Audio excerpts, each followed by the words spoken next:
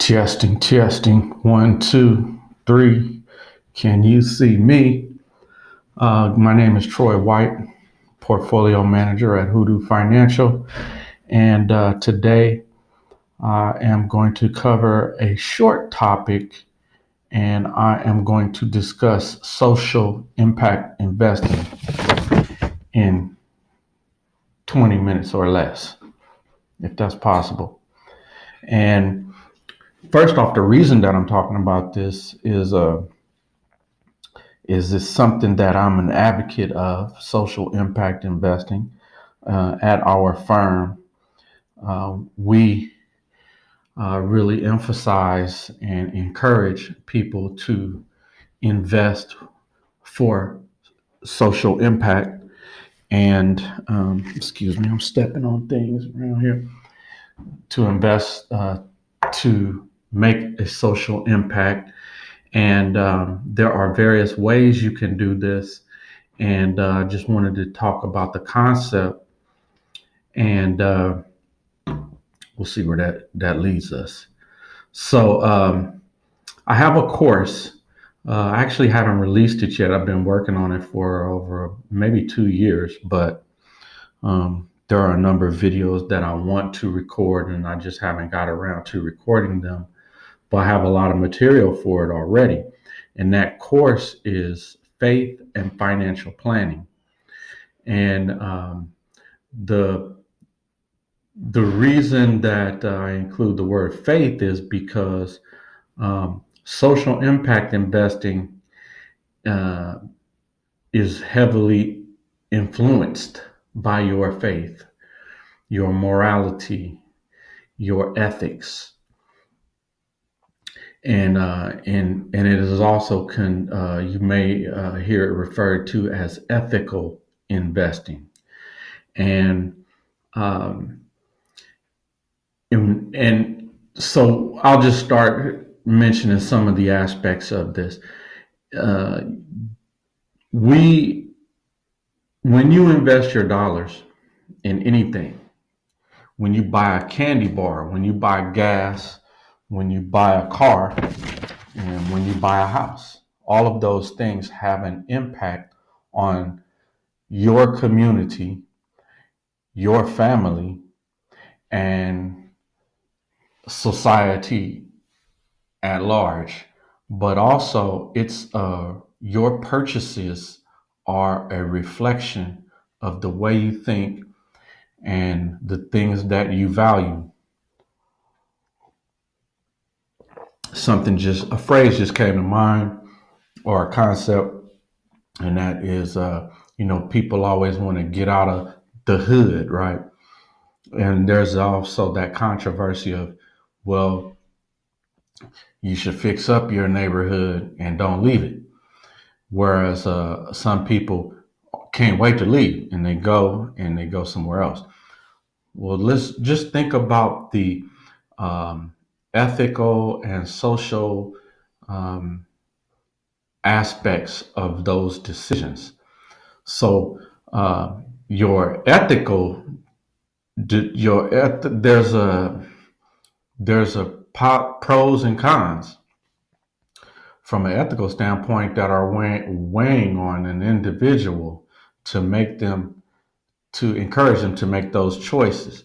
So you may have small children, and you're not willing to let your children grow up in the same type of a neighborhood that you did, so you move out to the suburbs.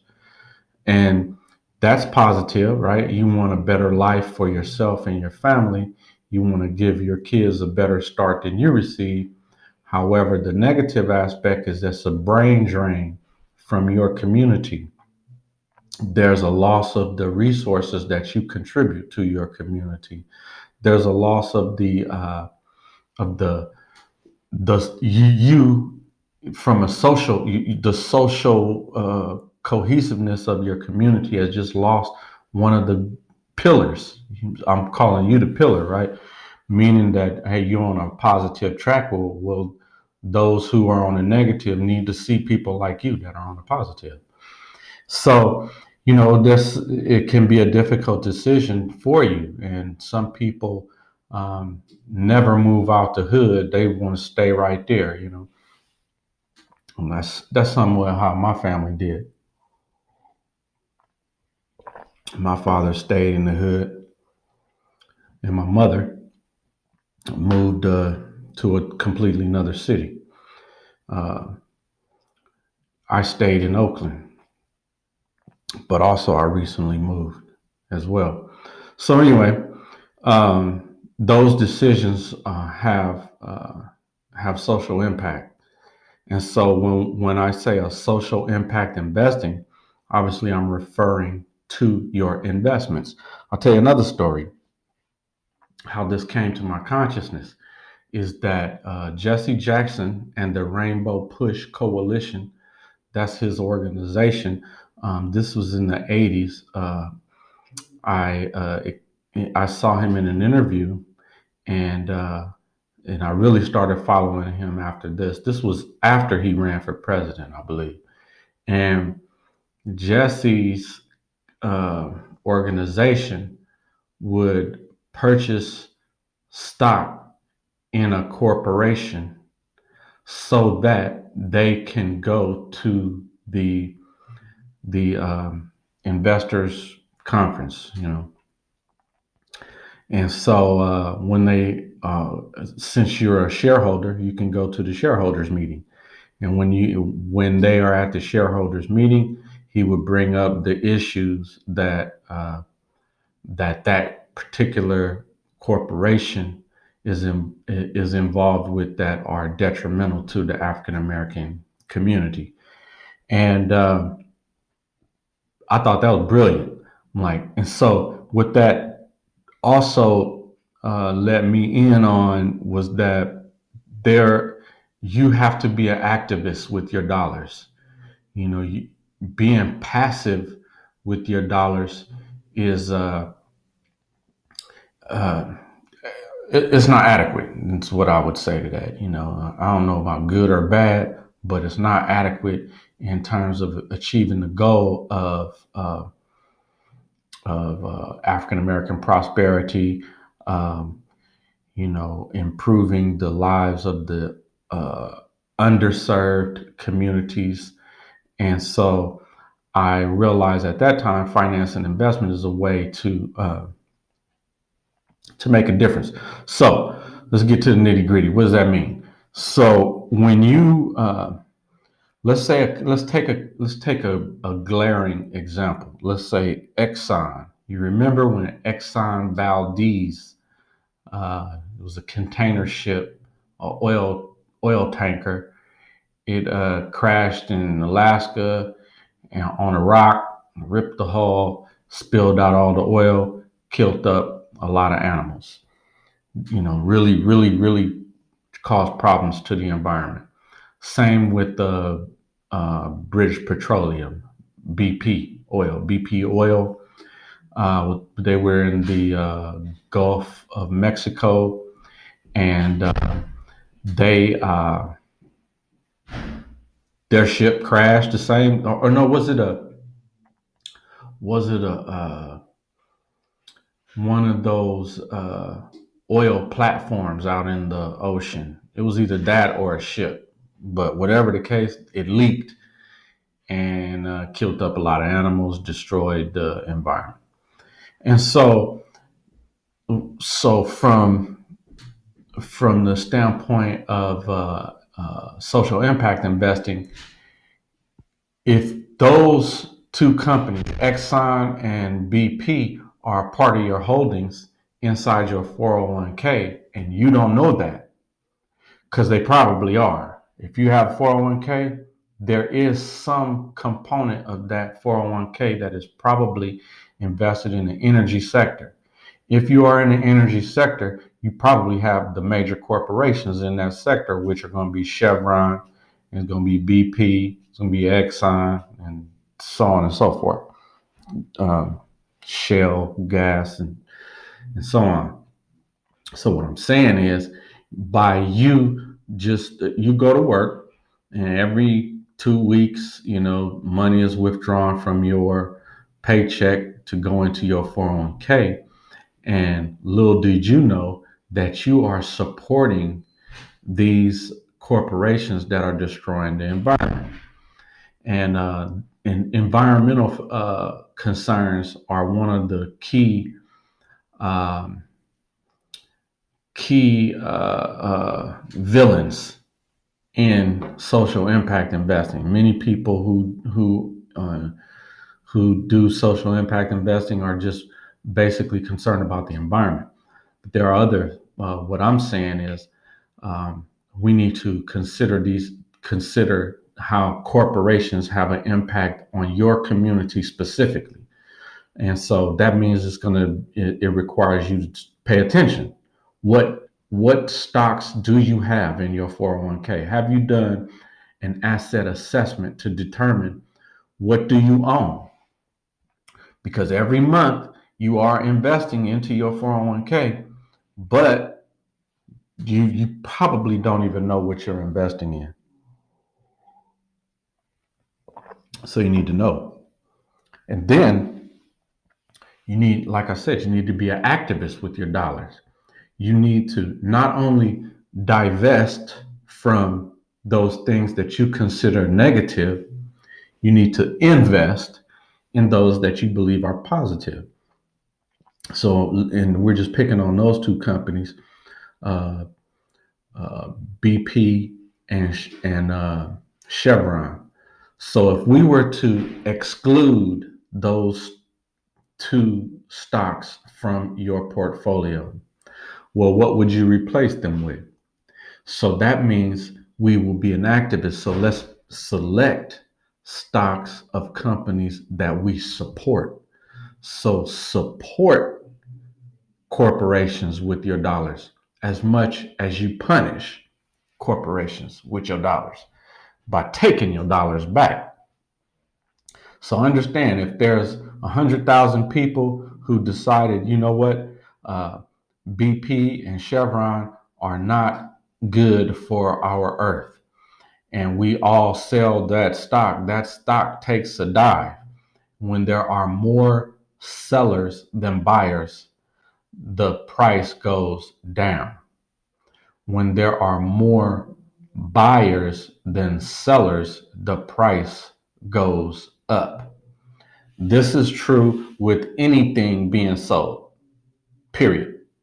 Anything, anywhere that's being sold. If I was selling you this phone, and you say, all right, I'll give you $100 for it. I say, all right, here you go. And then somebody next to you say, I'll give you 150. Then I'm gonna sell it to him. Then somebody over there say, I'll give you 200. It's going over there because there's more of you trying to buy it. But if all five of you are there, and I'm saying, please, somebody buy my phone, and he say, nah, I don't want it. I don't want it. I don't want it. I don't want it. But the last person say, I'll buy it for $50, but I was selling it for 100. But I needed to sell it. None of them want to buy it. This person will. The price just went down. That's across the board. Everything, everywhere. That's how it works. So if you feel positive about a company, you need to put your dollars into it. And this is how you should invest anyway. You should know what you're putting your money in. Um, don't just go off the news. Oh, I heard this stock is going to go up. Well, you need to research and understand why. But social impact investing is about putting your money where your mouth is. If you believe in this company and you believe in the things that they do, then you should be investing in that. You should feel proud to put your money where your faith is, where your ethics are, and where your dollars can make an impact on society. So, like I say, it's about investing in your values, and your dollars are really is really what tells who you are and what you care about. If uh, if we were to chart where you spend your money, then that's going to tell us what you value, and it's going to infer to us what you don't value because you're not spending your money on other things, right? So then let's talk a little bit about how is this how do we manifest social impact investing in reference to real estate investing? Well, I mentioned earlier, moving out of your community has a social impact on the community that you left and the community that you're going to. And as a real estate investor, um, really, you are going to receive better profits if you invest on dilapidated properties in dilapidated properties, period. Now, most dilapidated properties are in underperforming communities and neighborhoods, right? And that is why it's now dilapidated. That is why the property value is what it is. So you have heard, oh, let's buy back the block. Well, that's social impact investing. If you become a real estate investor, then you know try to find properties that are in communities um, that you can make a difference, that you can revitalize, and then as well, don't be a slumlord once you get the properties.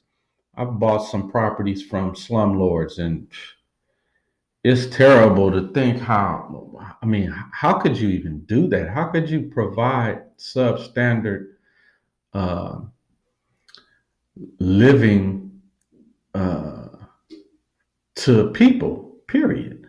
So, because what that does is, one, it attracts people who don't value uh, themselves and their surroundings, which means your property won't increase in value. Being a slumlord is not profitable, um, or it's not maximizing your profits.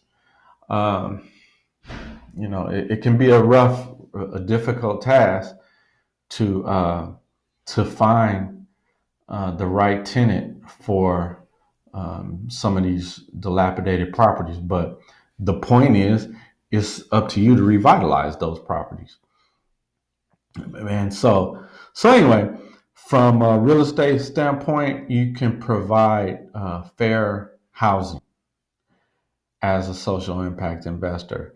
You can combat gentrification as a social impact investor in the real estate arena. And your ownership of real estate assets, you know, what I'm saying, it's improving the community, not that necessarily that physical community, but your social uh, community, your ethnic group, the stats and all of that.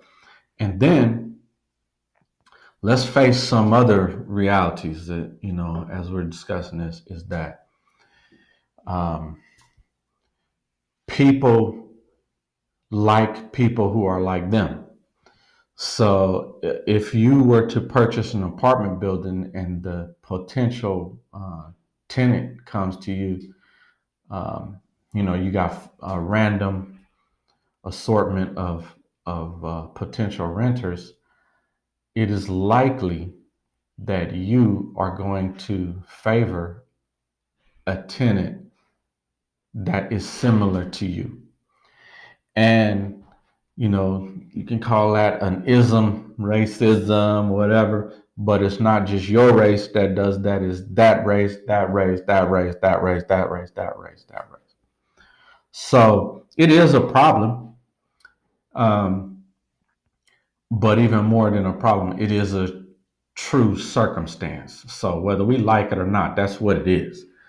So what I'm saying is, by you uh, having control of those assets, you make the decisions. And now the power is in your hands. You have the ability to improve the lives of those of your community. And and you have the ability to revitalize your community. So those are some of the elements that are revolve around social impact investing. And like I mentioned, I have a course, faith and financial planning. I didn't really talk too much about the religious aspect. And the religious aspect of social impact investing is I could summarize with um, you need to be a proper steward of the resources that have been given to you by the creator of all things. So the creator of all things being God, whatever you call it, whatever your religion is, they required you to properly utilize the resources that are passed through you. And, you know, be a do-gooder, do unto others as you wish them to do unto you, look out for your neighbor, so doing that means that from a religious standpoint. And then we got tithing. Obviously, tithing is not just about handing over dollars.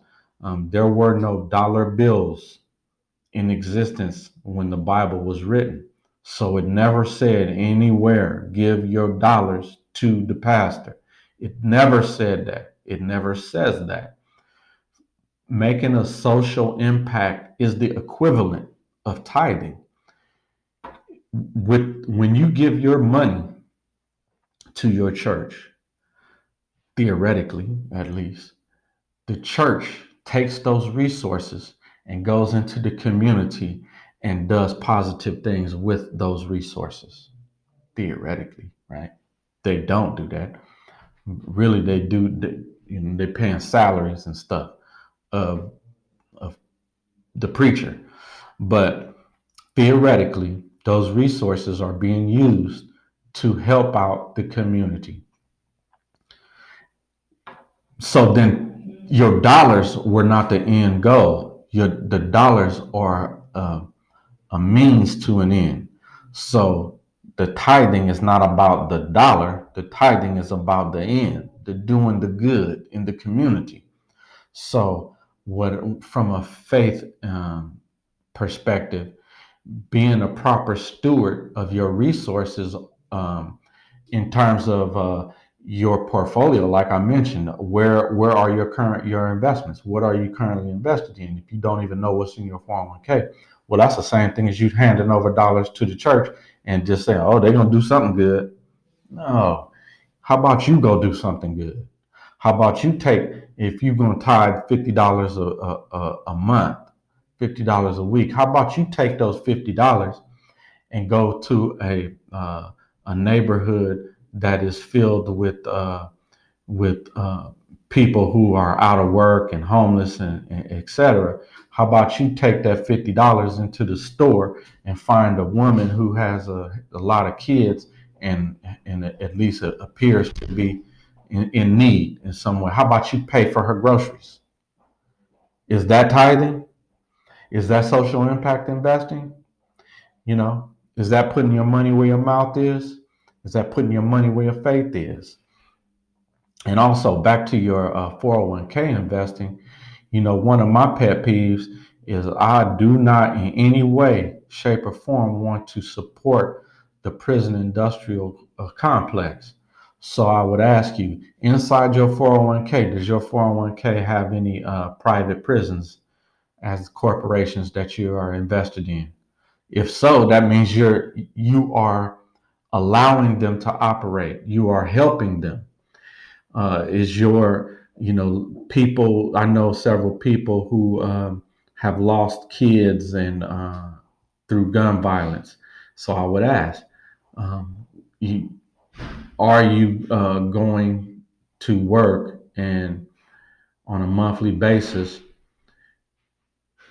having your dollars, your hard-earned dollars, being invested into your 401k through your 401k into a gun company, a bullet manufacturer, you know, um, weapons manufacturers who, building bombs and missiles and maybe a baton company that is supplying batons to the police so that they can hit your son upside the head?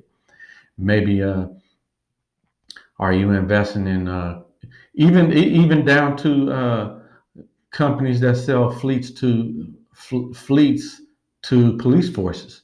Are you investing in? I look outside. All the police are now driving Ford Explorers.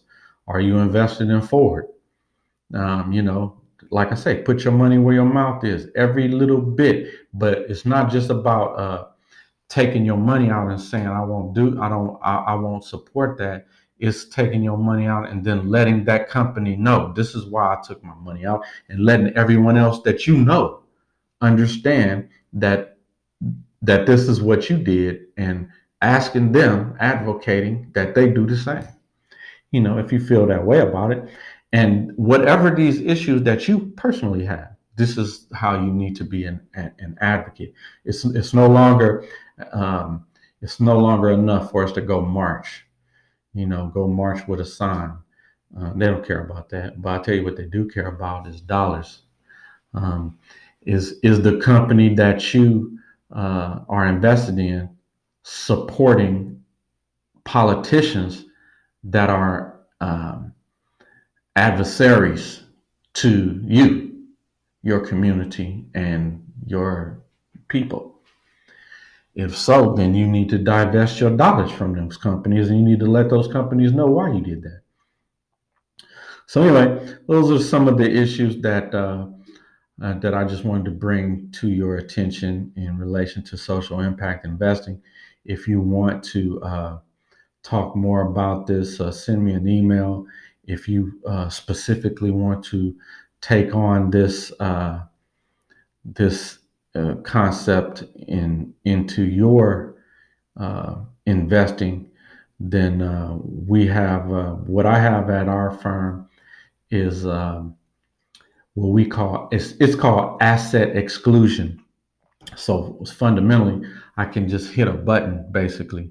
And so in the scenario I gave earlier about Chevron and BP, well, we click the button and there's no more Chevron, there's no more BP in your portfolio. We will exclude those assets from your portfolio, and even when we rebalance and do all that they are no longer going to be a part of it. So that's a way for us to no longer invest in that company. And then if there is a company that you do favor, well, we can include them in your portfolio, because we invest in fractional shares, so we can make that individual company a fraction of your portfolio. So anyway, if you're interested, send me an email. Visit our website. Our website is www.hoodoofinancial.com. My email is twhite@hoodoofinancial. And I look forward to hearing from you. Thanks.